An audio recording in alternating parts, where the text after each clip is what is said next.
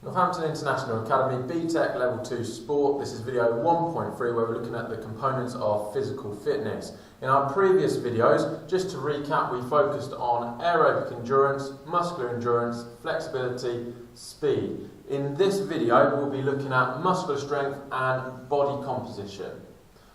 Okay then, so muscular strength, what is it? Muscular strength is the maximum force your muscles can exert in one movement. Now a prime example of this would be a weightlifter. Now a weightlifter, the aim of a weightlifter is to lift a maximum force in one movement. This can also be called a 1 rep max. Now another good sporting example of this would be in rugby, making a tackle. Now if you show and demonstrate good muscular strength in a tackle, then you're more likely to win your game a little bit more successfully.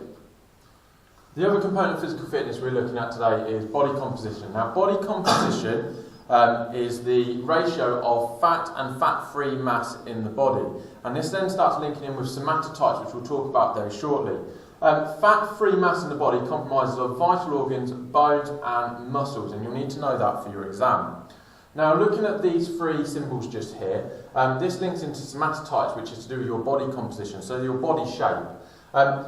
What we have here is just a little example of an ectomorph. So first of all, an ectomorph is someone who is very lean, very skinny. If we think about horse riders or a jockey, someone who's then going to complete something such as basketball or a high jumper, they're going to have an ectomorphic build, okay, where they're very tall and very slim.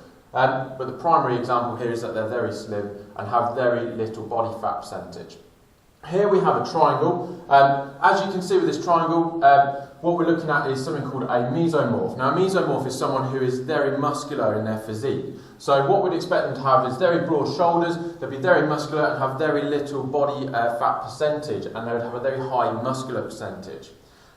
Great sporting examples of these would be someone like a rugby player, a footballer as well would be more of a mesomorphic build. And then finally over here we have an endomorph. Now endomorphs are those who then have quite a very high fat percentage. A typical example might be a sumo wrestler in sport.